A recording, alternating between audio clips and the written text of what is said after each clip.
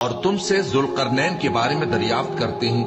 کہہ دو کہ میں اس کا کسی قدر حال تمہیں پڑھ کر سناتا ہوں۔ ہم نے اس کو زمین میں بڑا اقتدار دیا تھا اور ہر طرح کا سامان اس کو عطا کیا تھا، تو اس نے ایک سفر کا سامان کیا، یہاں تک کہ جب سورج کے غروب ہونے کی جگہ پہنچا تو اسے ایسا پایا کہ ایک کیچڑ والے چشمے میں ڈوب رہا ہے، اور اس چشمے کے پاس ایک قوم دیکھی۔ ہم نے کہا ذوالقرنین، تم ان کو خواہ تکلیف دو خواہ ان کے بارے میں بھلائی اختیار کرو، دونوں باتوں کی تم کو قدرت ہے۔ ذوالقرنین نے کہا کہ جو کفر و بد کرداری سے ظلم کرے گا اسے ہم سزا دیں گے، پھر وہ اپنے پروردگار کی طرف لوٹایا جائے گا تو وہ بھی اسے بڑا عذاب دے گا، اور جو ایمان لائے گا اور عمل نیک کرے گا اس کے لیے بہت اچھا بدلہ ہے، اور ہم اپنے معاملے میں اس سے نرم بات کہیں۔ پھر اس نے ایک اور سامان سفر کیا، یہاں تک کہ سورج کے طلوع ہونے کے مقام پر پہنچا تو دیکھا کہ وہ ایسے لوگوں پر طلوع ہوتا ہے جن کے لیے ہم نے دھوپ سے بچاؤ کی کوئی اوٹ نہیں بنائی تھی۔ حقیقت یوں ہی تھی، اور جو کچھ اس کے پاس تھا ہم کو سب کی خبر تھی۔ پھر اس نے ایک اور سفر کا سامان کیا،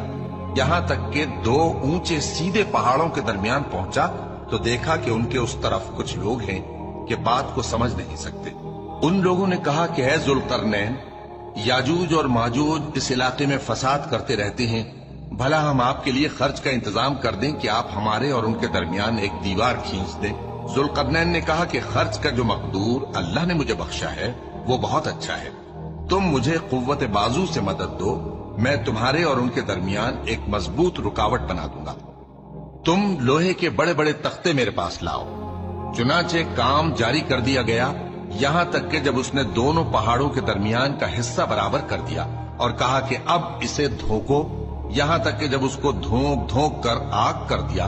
تو کہا کہ اب میرے پاس تانبا لاؤ کہ اس پر پگھلا کر ڈال دو۔ پھر ان میں یہ قدرت نہ رہی کہ اس پر چڑھ سکیں، اور نہ یہ طاقت رہی کہ اس میں نقب لگا سکیں۔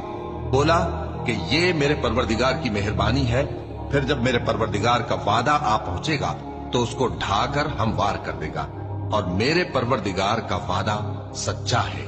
اس روز ہم ان کو چھوڑ دیں گے کہ روئے زمین پر پھیل کر ایک دوسرے میں گھس جائیں گے، اور سور پھونکا جائے گا تو ہم سب کو جمع کر لیں گے، اور اس روز ہم جہنم کو کافروں کے سامنے لائیں گے۔